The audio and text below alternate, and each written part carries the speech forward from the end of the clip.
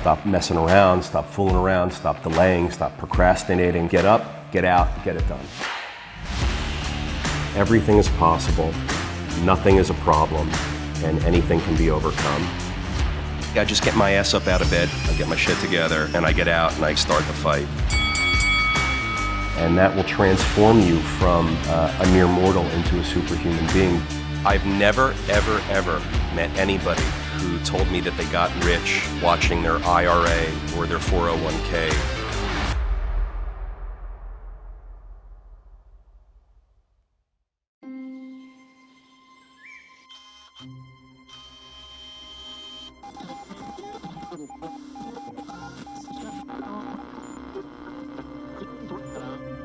How you doing, Peter? George, I am hanging in. A little all over the place today, honestly.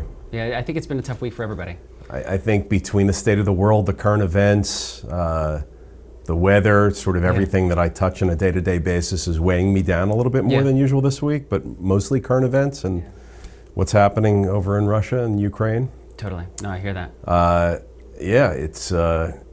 It's hitting me on a cellular level. I'm not myself. Yeah, I think in some ways that's good. You know, that we're absorbing, what's going on in the world, not apathetic to it. So, want to get into some reactions? Let's react. All right, cool. Here's Humphrey Yang. I just got a part-time job. I'm going to start investing $200 a month. He wants to invest $200 a month. I'm good. I got better things to do. I'll do that later. Better things to do than invest. 10 years later. Hey, happy birthday. Thanks, man. I'm 30 now. I guess I'll start this investing thing. To You catch missed up, out. I'll invest more than You waited too long. $250 a month. Oh, $250 awesome, a month. but I'm going to stick with $200 a month. This is a classic It's working business great school so far. time value of money Retirement calculation. age. I'm so glad we started investing, man. My $250 a month is now worth $657K with returns. How did the other guy do? Not bad. I'm at 1.173 million. How do you have almost more than double? I contributed more than you for almost 30 years. Even 10 though we years roughly longer. contributed the same over time, that Power 10-year of head start I had compounding, really time value compounded of my money. returns. George, I should have started This earlier. is Business School 101. So, look, I got an MBA in finance and economics. I went to business school. I've been exposed to this stuff for a long, long time. For those of you out there just hearing about the concept of time value of money for the first time, let me break it down. The longer you put the money to work, compounding, the better off you are. So investor one started at 20, investor two started at 30, and it doesn't matter that investor number two invested more money each month than the first investor. The first investor won. Why? Because time value of money, compounding. Those 10 years, even at the lower amounts, created more of a compounding effect. And you want to put your money to work for longer periods of time. Guys, investing is a marathon, it's not a sprint. Success, marathon, not a sprint. Everything in life worth having, marathon, not a sprint. They're just corroborating everything that we've been talking about here, George, for a long, long time. You have to get started. Getting started today is better than getting started tomorrow. It doesn't matter if you're not an investor. Become one, and become one now. Become one today. It's better than if you become one tomorrow or next week or next year. Start today. There's plenty of ways to get access to investing. You can start with $10, $100, whatever it is. But get started, be disciplined, be regular, be committed, and keep doing it. Because if you do, you're gonna be like investor number one here, who had $1.7 million or whatever he had at the end of this thing. And he was just disciplined, he stuck with it. Time value of money, compounding of interest, time is everything. If you're compounding interest, you want time. If you're young, you have time on your side. If you're older, if you start later, you have less time on your side. Time is the one thing we can't control. When we have more of it, it's an asset. So if you're an investor, use your time asset and get started sooner. Yeah, it's interesting. I don't think I've ever asked you this. You said you learned about this and everyone talks about this at business school. Was this also something that your parents knew about growing up, and was that something that was ever talked about in your house? Well, investing was always talked about in my house, but not the time value of money. Specifically, the time value of money is a textbook concept, especially that phrase, time value of money. That's the literal name of the concept that they teach in the books. It just tells you from a technical and an academic perspective, everything that myself and others are out there saying, which is just get started. Get started. Now is better than tomorrow. Today is better than next year. Guys, that's time value of money. You want time working for you. When you have more time, invest sooner. And more time produces better results than if you invest later. Even if you invest more dollars later, get started. I can't say it enough. Hit me with a frying pan, knock me down on the floor until I'm dead. You got to get started. Seriously, I'm getting sick of saying it. You're getting sick of hearing it. Get started today. Don't wait till tomorrow. Think like an investor. If you can think like an investor and think like an owner, you're already 90% of the way there. Now just get started. Pull the trigger, get started. $100, $200, $10, doesn't matter. Do it for yourself, do it for your kids, do it with your kids. Do it together as a family. Have everyone talking about what they want to invest in together. Do we want to invest in real estate, stocks, farmland, debt? Like there's all sorts of apps and companies and offerings that's available to the regular non-accredited investor where you can do a little bit of research, become comfortable, and get started. Time is the best thing you have going for you. It's never too late, but it's a whole lot better if you start early. All right, the second one is from Brent Beshore. Is that another one? Brent Beshore? Brent Beshore. Or is it Brent Beshore? I think it's Brent Beshore. I heard it said recently. Oh, But really? I would like to How think can that you it's Beshore. Beshore? Wow, I walked right into that one. I'm here all week. You want to know why I get paid the big bucks? I do. That's why. It's that, the dad jokes. All right, so Brent Beshore says, and for those who've never owned/operated a business, stuff always goes wrong, constantly. All businesses are loosely functioning disasters that sometimes make money. Those who are successful long-term are able to create redundancies and absorb the inevitable big shocks. What do you think? Yeah, I mean, for the large part, I think there's a lot of truth to that. I don't know that all businesses are loosely, what did he say? Loosely functioning disasters. Yeah, I mean, look, there's a difference between a well-run business and a not well-run business. The well-run businesses are not loosely functioning disasters at all, hanging on by a thread. No, but the significant majority of businesses fail, 90%, 95%, whatever the number is, and they all fail for a slew of very common reasons. More ideas than execution is a surefire way to kill a business. Undercapitalized, no strategy, no scalability. There's all sorts of reasons why businesses fail. So George, he says those who are successful long-term are able to create redundancies. So he's talking about systems. You create a system to absorb recurring tasks. You and I have talked about this a lot. Yeah. If you make a system out of things that repeat, jobs and tasks that repeat, you can be very efficient and you can move on to other things. That's how you scale. You can't scale without systems. You can't scale without redundancies. There's no way you're going to grow or be successful if you've just got a bunch of random one-off things filling up your day every day over and over again. You have to create the redundancies. You have to create the systems. Every successful business does. You know, I love the example of McDonald's where the truck pulls up and the red box goes up the conveyor belt and they take it in, they put it on the red shelf, they pull out the red product, they put it in the microwave, hit the red button, it goes to the cashier. Cashier pushes the red button and they charge you $3.19. It's so automated, they make it as if a monkey can do it. There's no thought, you just follow the color coding all the way from truck delivery to consumer. And it's a great system. So think about ways to systemize your business, your personal life, whatever it is. Systems, redundancies, that's one of the ways you win. It's a big one. Implement those things. Fantastic. Another great reaction room. I'll see you over at the table. Thanks, George.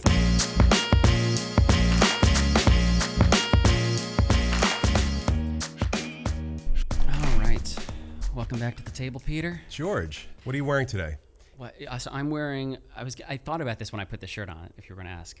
Armor Luxe, and you speak a little French, right? Armor Luxe, is that a French company? It is a French company, so I'm not sure if I'm pronouncing that correctly. I wasn't sure if you would know. Armor Luxe. Yeah, Armor Luxe. Yeah, so it's the Navy. I guess it's a French Navy shirt, technically. That's the Could style. be Swiss. Yeah. So. Could be Belgian. Could be any one of those origins. And more. It could be Moroccan.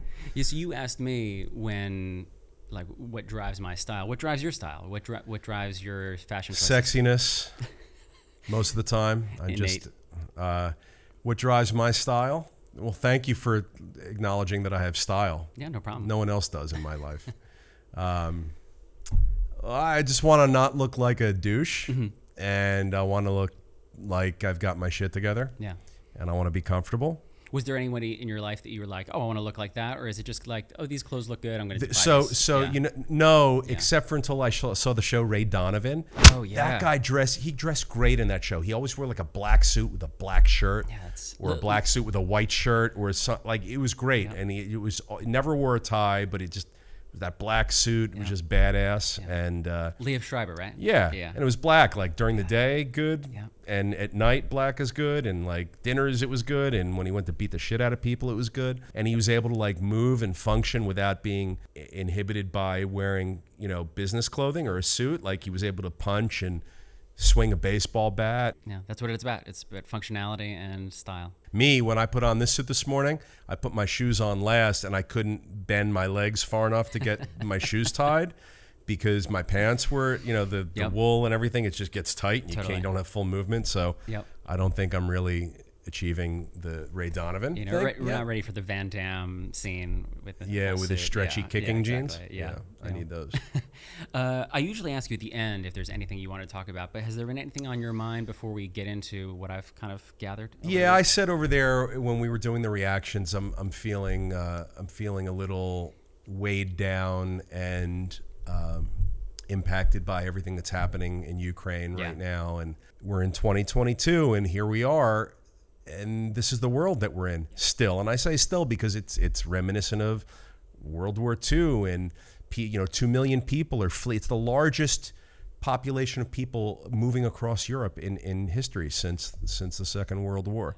And I can't believe that this is where we live today, and this is how we live today. It's sad. I think about it all day long. Yeah, and as I said over in the reaction room, I feel like that's not a bad thing. It's like I feel like that should be how you react as a human being when other people suffer. Yeah, it's just sad, man. And I have a young daughter, and she doesn't know what's happening, and it's amazing that she can live in her world is like great, like everything's fine in her world, but like in the world, it's not great right now. Although it is interesting, you mentioned your daughter being young, and something that has given me hope in this period of time is before cameras were rolling, we were talking about how popular the war was in Russia. And it is very popular, unfortunately, but that amongst young people, it's not. And a lot of that is because they're more connected to the globe, and they have more access to information that's not being given to them through the government.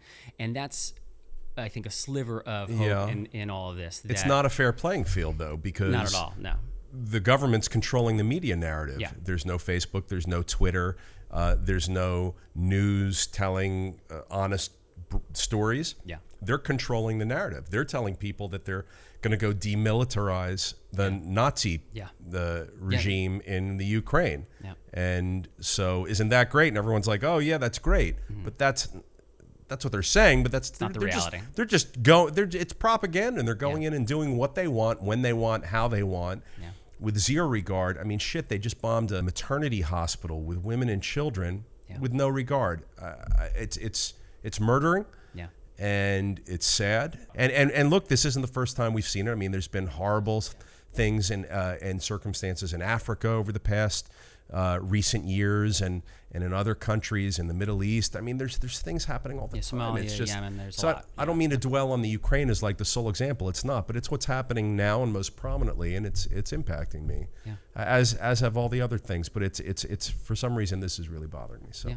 No, I think it makes sense. I digress. Let's move on. Our prayers and thoughts with Ukraine. I think it's important. And money and efforts. I've got people in my life that I know that are stopping everything they're doing, and they're deploying private jets and money and medicine and doctors and clothing and blankets and food and water, and they're flying over to Poland, and they're distributing these things to the refuge. I mean, it's an amazing thing to see, and I'm proud to know these people. I don't want to send just thoughts and prayers. I want to send more of my. I don't have a jet to load up with resources. I've sent some money, but in addition to thoughts and prayers, I want to send more of these types of people, because governments can only do so much and move so quickly. Yeah, and it's great that they're doing it. Anyway, sorry. No, totally. No, it's okay. I mean, we're going to stay in line with that a little bit. Okay. So the war in Ukraine has stalled the rapid increase in mortgage rates, according to Redfin. Yeah, it has. This kind of reminded me of at the beginning of June 2020, before pandemic, we talked about how everything is just really interconnected. Everything in our economy is so tied together. It's really a lesson on, in some ways, on how fragile we are. Everything's interconnected. Everything touches everything. Yeah. How does your awareness of that interconnectedness affect how you invest in particular markets and allocate capital, or just live in general? It completely impacts how I invest and how I allocate capital and how I live my day-to-day life. With this kind of thing happening in our world today in the Ukraine, I'm reverse engineering and doing the math to figure out how the dots connect and impact me, and I'm making decisions accordingly. I mean, I'm very, very cautious going into new investments right now. We're talking about speculation of $300 a barrel oil. I mean, that's going to really impact supply chains, prices for goods, time for delivery, and so many other industries, travel, tourism, shipping, trucking. All of that stuff's going to be crazy. Now, we can get our oil from other places and maybe not be so impacted by $300 a barrel oil coming out of Europe. But if the price increases in oil ripple across to our supply of it and it gets into $200, $250, $300 a barrel, it's going to crush the United States economy. It's going to crush average families, everyday families, Americans, not just in our country, but everywhere. It's going to crush us. So I'm highly cognizant of that, just as one example. Food supply, I mean, you're going to see the price of food rapidly rise, not because of the pandemic, but in addition to, but also the war is really going to impact food supply. Something like 70 or 80% of the world's onion supply comes from the Ukraine. That's done. Breadbasket of the world, that's what they call it. Right. You're going to start to see the other onion farming and production facilities ramp up pricing. All their contracts for products that they've delivered already are expired. They can enter into new contracts with new pricing, and it's going to take into account the price of oil, the fact that Ukraine's not shipping out onions, that there's so much demand for onions.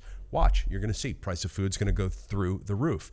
Now you've got oil going through the roof, gas going through the roof, food going through the roof. I mean, food and energy are the two things that everybody in the world consumes. Yeah, it drives everything. Yeah, so, I mean, this is really going to be an incredible taxation on average Americans and people everywhere. And the way I make decisions, absolutely. Everything's connected. You have to know what's happening in every corner of the world to know what you should do in your little spot in the world, for sure, all the time. So we have to watch the Middle East. We have to watch China. We have to watch Europe. I mean, these are the places that we've been talking about. Great example of why we have to watch them, because it's impacting us now. If you don't think it's impacting you, get your head out of your ass. You're not paying attention.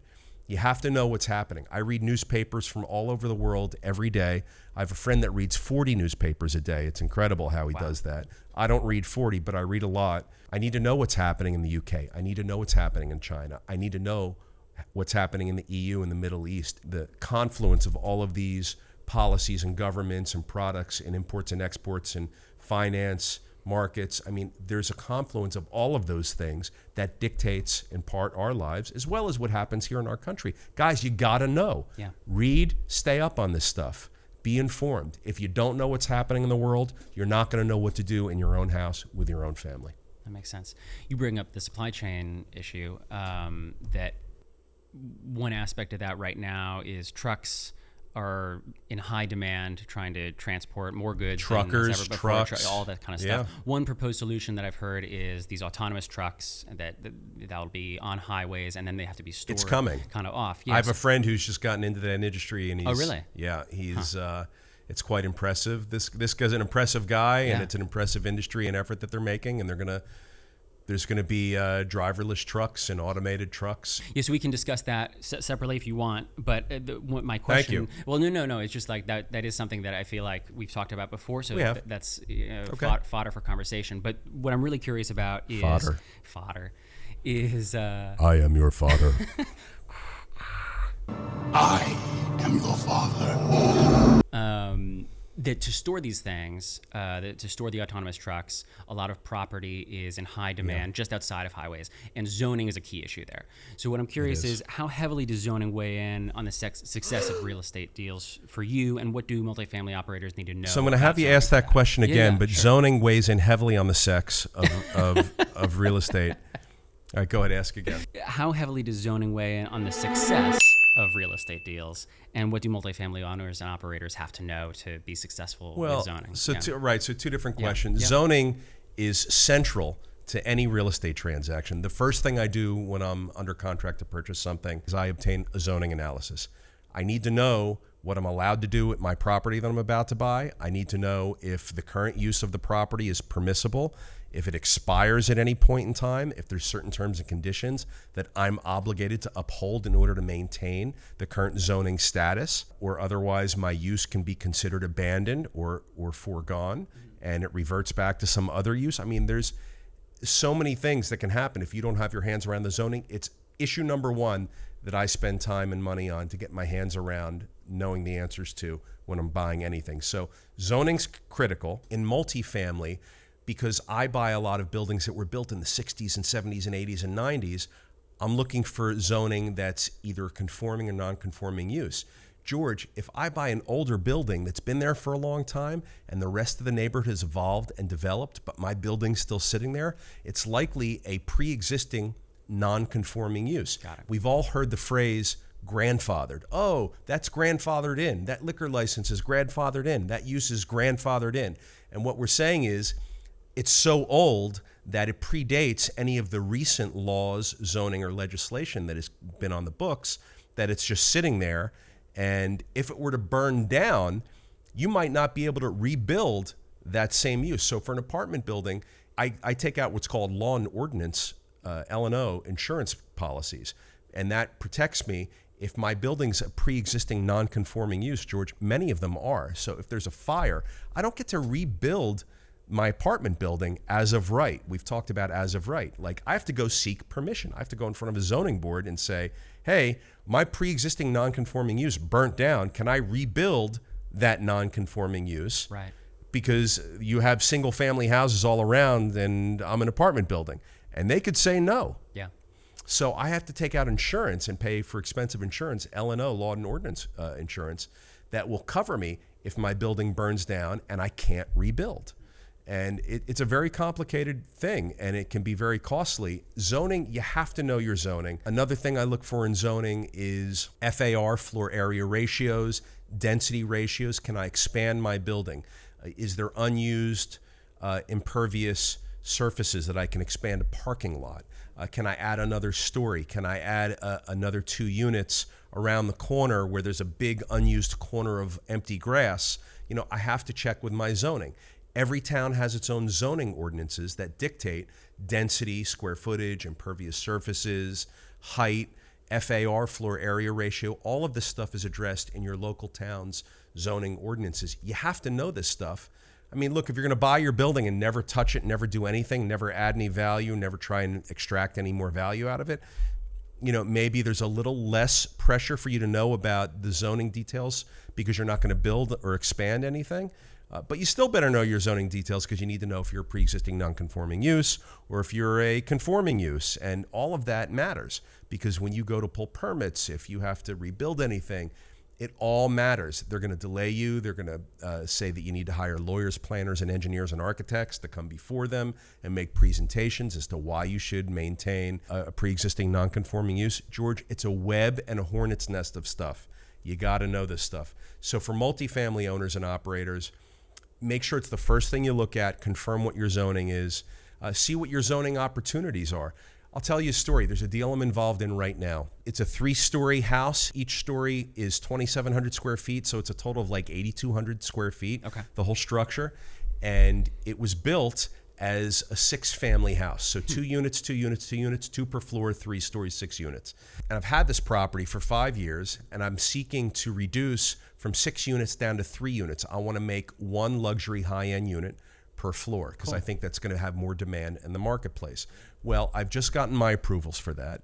And now I'm faced with the decision of whether I want to build or not. I've obtained the zoning.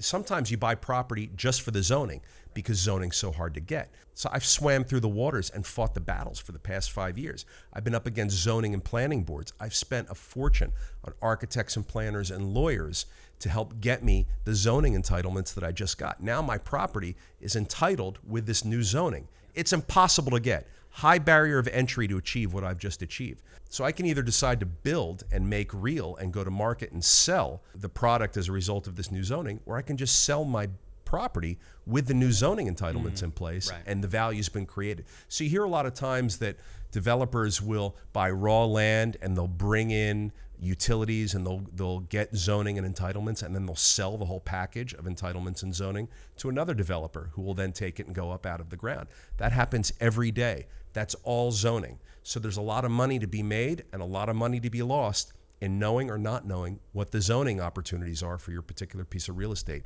You got to know about the zoning. Yeah, wow. So the value add doesn't even have to be a physical change to the property. It doesn't have to be. You can just get permissions. Yeah. Permissions in and of themselves have value, and someone will pay you more for the work that you did and the money that you spent to get those permissions. Yeah, that's wild. It's not what you own, it's what you control. It's something we talk about. You know, all that's the time. my mantra. We love it. Yep. In New York City, there's a bill that's seeking to require LLCs to disclose what they call beneficial owners who have membership interest in the LLC. Do you see this as undercutting some of the benefits of that separation that an LLC allows? No, George, Okay. because it's not what you own, it's what you control, as opposed to something about anonymity or privacy of the beneficial owners of the LLC. Yep. So I think they're doing that in New York because they need to understand who to serve, either financial notices to, penalties to. They're trying to find Russian oligarchs right now. Yep. And a lot of these international buyers are hidden within layers and layers of LLCs. So I believe that the bill trying to get passed in New York is for those reasons. I mean, I'm fine with people knowing that I'm the principal of a particular LLC. It has nothing to do with why I wanted to be in an LLC in the first place. Remember, I own property in an LLC, a single asset LLC entity. That LLC owns one asset, this piece of property that's specific to the LLC. And I don't care that people know or don't know that I'm the guy in the LLC. So it's fine. It's not impacting my control, Right. and it's not impacting my ownership. Now, if I'm a nefarious guy and I'm a bad actor and I'm a Russian oligarch and I'm a international man of mystery and drug dealing and crime, and I'm hiding behind LLCs, I think they probably want to know who the beneficial owners of LLCs are for those reasons. I'm all for that. New York City, in this example, if they want to know who's behind an LLC, I mean, they know it's me every single time. I register my LLCs in New York sometimes. My name's all over the city's tax documents and other recorded public instruments, and so they'll see my signature. I mean, it's fine. But if you really want to hide in an LLC and use a web of attorneys and other entities to shield your identity, that's different from wanting to own real estate and control it with an LLC for risk mitigation and for layers of separation of liability and things like that. I mean, they're two completely different topics. Yeah. I have no problem being known for the LLCs that I own. Do you watch college basketball at all? I'm a fan of college basketball. Yeah. I mean, I love March Madness. I'm usually in Colorado when it's going on, and it's so much fun because it's spring break and all the young people are out there in the ski town that I Right. go to, and Cool. it's a big party, and everyone's watching the games. I watch the games. Yeah. I So- went to a school where the only good sports teams we had was a basketball team. Oh, really? Yeah. So is that American University? American or is it- University. Yeah, okay. Occasionally, Yeah. you'll see them in the March Madness rounds, but So the reason I bring it up is, do you hear this thing about Duke that they have? Coach K. Yes, Yeah. Coach K's last game is coming up, Yep. and so now tickets are really sky high. Yeah, it's a big event. Everyone Yeah. wants to go. They're selling for thousands of dollars. I hear. Crazy. So I think it was 17,000 is the closest thing 17,000 on the secondhand market to go to the Yeah. Duke game. Yeah, his yeah. last game. And That's then, a lot. And those are just the upper echelon. That's the seats. nosebleeds? Yeah. So the court side, which is reserved for students. Yeah. You can't buy those, but they're being appraised, so to speak, for 20,000, somewhere closer to that. The tickets are. The tickets are, on the secondhand market, and so. Yeah, my question for you is that it's tough to say. There's this article that came out, I forget where it was, I think Washington Post, and they were saying that land where the students have to live, they have this whole thing of a They're tent. pitching tents. Yeah, it's a tent city situation where they go in, they live in the tent, and It's that's like kind getting of tickets to a Michael Jackson concert in the 80s. Yeah, exactly. Yeah, you had to show up and sleep outside for days. Yeah, and there's all these rules, and you have to take a test in order to get tickets. So What kind of test? So it's a test about the basketball team. So it's Really? This player, Really? what is their middle name? That's ridiculous, And the but- maiden name of their mother. Yeah, so it's all these questions. So that go are ahead. Really intense. So the thing is that because it's so difficult. People are coming in, economists are saying, oh, this is a $20 million plot of land. I don't know how accurate that kind of So they're saying that the land Yeah. where the tents are being pitched is now worth $20 million when it wasn't yesterday, all Correct. because it's the coach's last Yeah, it's like game. it's a real estate bubble is what they're calling it. Yeah. Okay, it is. So yeah, so Well, it's a hypothetical real estate bubble. I Right. think they're saying it's an example of what a bubble would be in the real world. And do you see anything like it in the real world that parallels? and Is that, and that was my question. Yeah, exactly. So do you see any parallels of this situation in the real world? So this is a great Econ 101 class. So this is exactly how bubbles are formed. Here you've got a bunch of kids pitching tents outside in a piece of muddy grass just to get tickets to this basketball game. That muddy grass had no value yesterday. Today it has $20 million, arguably worth of value. And after the game, what's the grass going to be? Zero again. Zero. So that, I think we can all agree, is a pretty clear example of a bubble. Now, if you look around our country and other parts of the world, you see real estate prices at all-time highs. In many, many, many places, prices for homes and property and land, buildings have never been higher. So is that a bubble? Well, is there an event, either economic or otherwise, that's going to occur tomorrow or some other time in the future that's all of a sudden going to magically make the land not worth anything, like the tents being pitched on the muddy grass at Duke University? I mean, once this basketball game is come and gone, no one's going to be there. There's no value to that land. So is there anything that's going to happen in a particular market that we think perhaps is a bubble where that event's going to occur and then the value for the land is going to be completely gone and we're going to be stuck with nothing? I don't know. I don't think so. I'm hard-pressed to think of an example that mirrors that right now. Sure, real estate prices are very high. Sure, there's a lot of demand and economic data points that point towards why real estate prices are high. But I don't see the rug getting pulled out very swiftly or very abruptly and tied to one single event that would make all the value disappear permanently. I don't see it. But if someone out there knows of a bubble where there's going to be an event or something that's going to happen in a point of time in the future where it's going to dissipate all the value, let me know. I don't see it. George, we had a supply and demand imbalance before the pandemic. We have one now. We're going to have one tomorrow. So as long as there's supply and demand imbalance ongoing, there's always going to be lots of value associated with real estate. So here at Duke University, the supply and demand imbalance is that there's a ton of demand and not a lot of supply for tickets. So they're all converging to this muddy grass section. But then as soon as the game's over, there's no more demand. It's gone, and so is the value. So, I think we got to look at the events and the data and the details that drive the markets that we're in. Real estate's high for a reason. We can point to several reasons why. Interest rates are low, demand's very high, there's no inventory to purchase, yada, yada, yada. There's a lot of yadas, but there's nothing that's going to be abruptly occurring or changing very, very quickly to create a big void in that demand. Look at the events, the data, the details. I like it. Say it again? Events, data, and details. Stick your chest out and say it with confidence. Events, data, and details. Thank you. That's what I'm gonna, that sounds great. Events, data, and details. You were like, you came up with that. Events, data, and details. I lean towards the 4 a.m. DJ voice. The voice, the Chris Voss 4 a.m. Yeah, exactly. So last week I asked you this question about. So why are you asking me it again? Well, because I asked you the question about whether or not you like to get into things on the ground floor or wait and see who the winner is going to be. I just like to get into things. Yeah, that's true. So the reason I ask you again today is that a parcel of digital land was sold in Decentraland. $3 million, I heard. There you go. Yeah. From a hedge fund. That's put together money just to invest in digital real estate. You gotta love it. So that's what I was wondering is, when it comes to digital real estate, which part are you leaning? Are you leaning? I haven't bought any digital real estate yet. Yeah. And do you feel like that's something that it's good to wait for, see how the I don't know. I haven't bought any yet, so Yeah. I guess I do feel like for me right now, it's good to wait. I haven't bought any.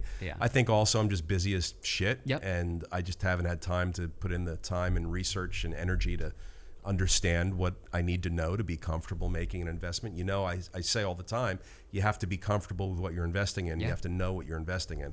And I just don't know a whole lot of it yet, but I believe it's a real thing, and I believe it's coming, the metaverse and the technologies and properties associated with the metaverse. But, here's what I know about this fund. So they bought this property for $3 million, and they have like a team of engineers and designers and people working on this to create all of the infrastructure in and around this digital property that they bought. Like 40 people on the payroll at some salary, and offices and computers and support and infrastructure.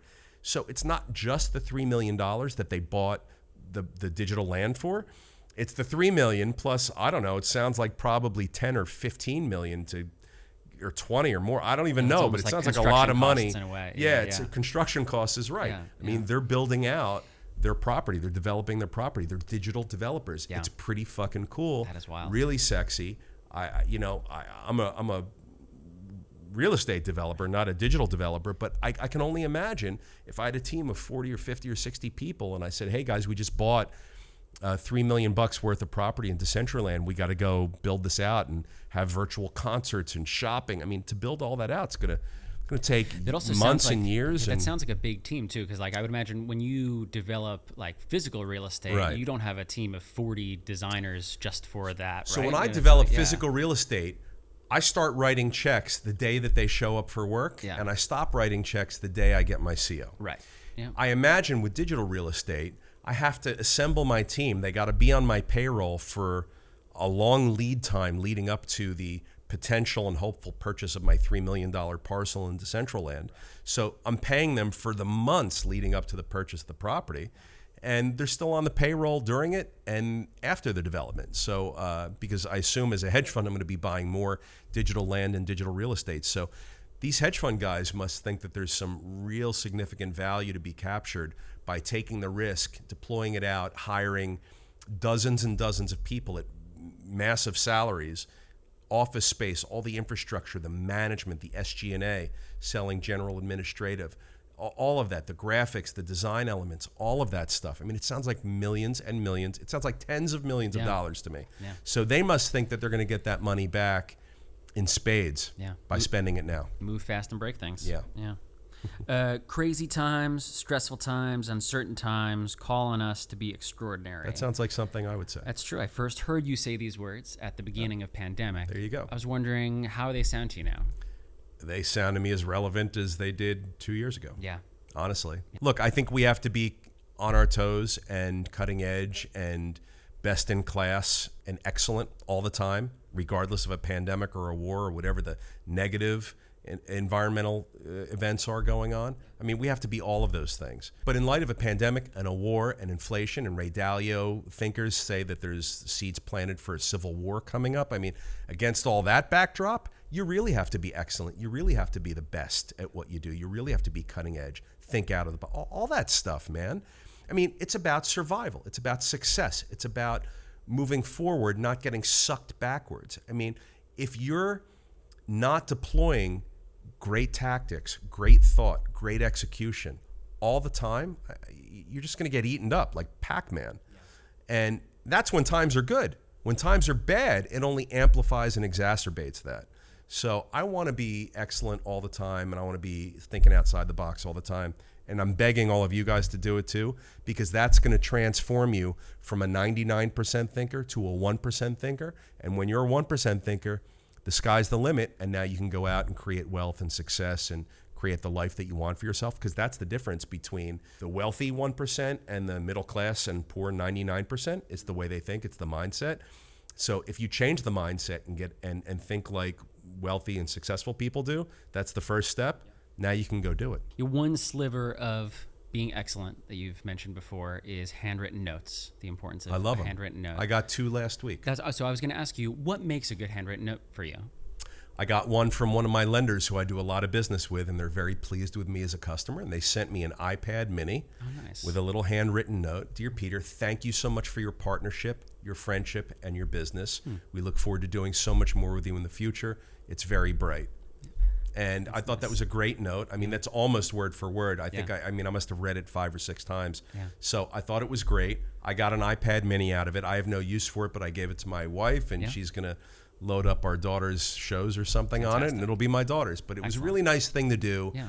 And the card was great. And I'm going to say it again. Thank you for your partnership, your business, and your friendship. So they're not just saying, thanks for all the money that you've flown our way. Right. Or they're not just saying, thanks for your business. Or I mean, they've combined several things. And I have a good relationship with these guys, so I know they're sincere about it.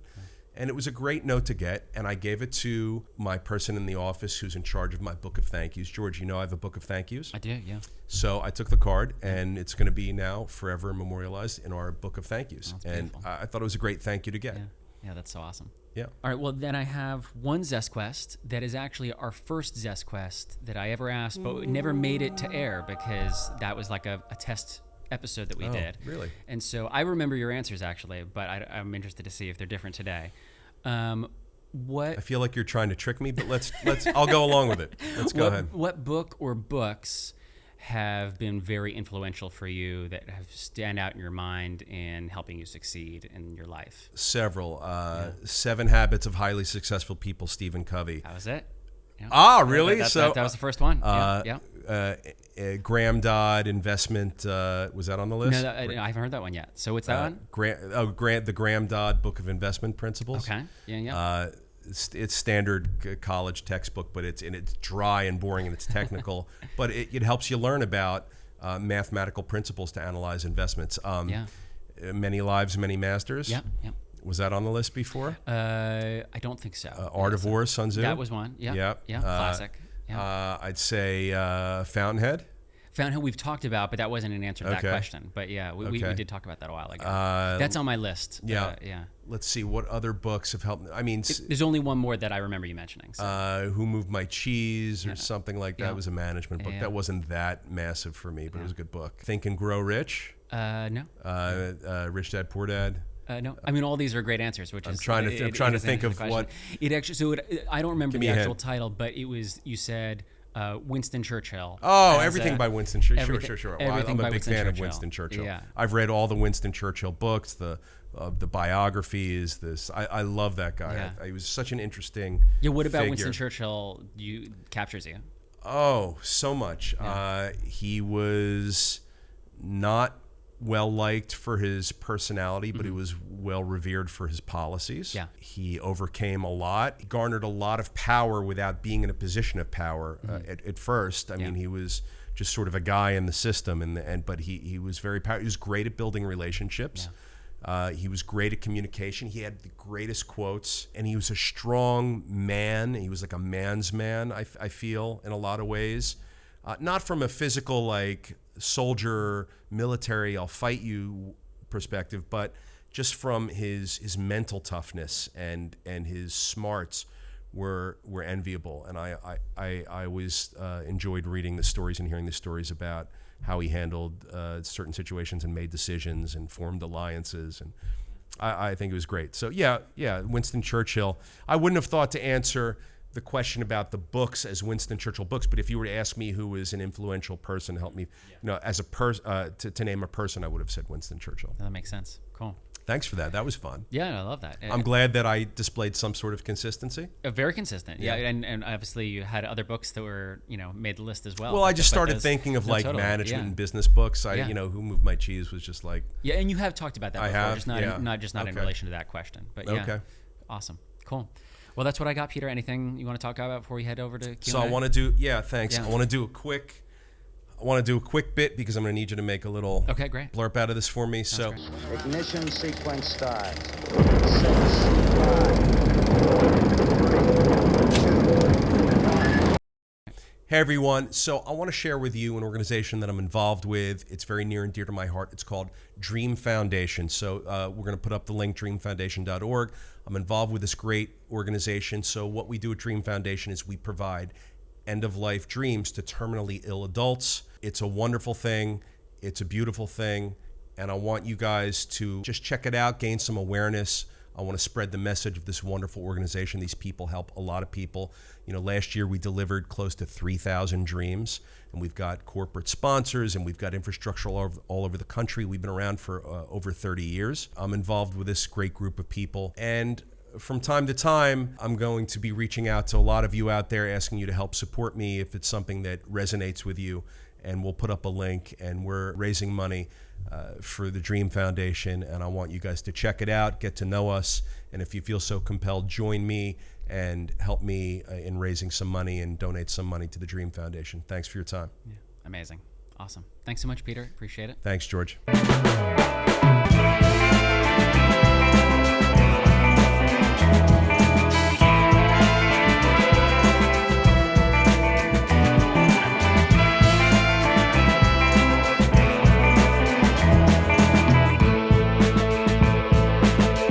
Ready for another Q&A, Peter? George, let's get to it, man. I know you love Why the do you name. keep me so- waiting. Okay, we got to do the name. So Who we it's got? John Krasnowski? Betty Davis? Who do we got? Cal Delakia. Cal Delakia. Yeah. Cal, what do you got? He says, as a property owner, what do you think of the concept of befriending your competition? I've heard people say it can be a good source of referrals and advice. How should I view competing property owners in my market? Advice sometimes, referrals, I don't know, maybe a very, very little bit like, hey, I'm fully rented, go see my competitor down the street. But look, we rent apartments mostly online these days, so I'm not even sure how a referral like that happens anymore. Here's the greatest reason to befriend your competition, because when they're done owning their building, you want it. So that's how you're going to get deal flow, that's how you're going to get pipeline, that's how you're going to get opportunities. And you want to have a community of your people. I always want to know my competition, not only personally, but I want to know how they run their business because I want to do it better than them. So the more you know your competition, you're going to learn things not only about them as people, but them as competition and business owners. And you're going to adjust and pivot and grow your business according to be competitive in the marketplace. So I love getting to know your competition. Don't live in a vacuum. Get to know your competition. But George, the best thing I love about competition is that one day they're not going to be competition anymore and they're going to sell me their buildings. And I've gotten so many buildings and so many deals over the years from friendly competitors who just, it was time for them to exit and sell, and I was the call that they made. And I came through and I bought that building. So I think for a whole host of reasons, get to know your competition, get to know how they operate, get to know them personally, develop a relationship. You want a lot from them, but you really want that building when the time comes. Yeah, I think I remember our conversation with Fred Beans a while ago. He talked about that, where he bought a building and he said, if you're around long enough, good things happen. And so, his neighbor left, and so then he took that building. The other neighbor left, he took that building, and that's how it worked. We got to do another thing with Fred, and we have to start rerunning some of that footage because it was my first time interviewing someone, and I was horrible at it. Not a great interviewer, but he's such an inspiring guy, and I love him. He's just a monster in the business world, and a great entrepreneur, and a great guy. And every bit of advice he's ever mentioned, I stick to like glue. So I think our viewers might appreciate more Fred. Yeah, we'll do that. That sounds awesome. All right, fantastic. So I'll see you next time. Thanks so much. George. All right, see you.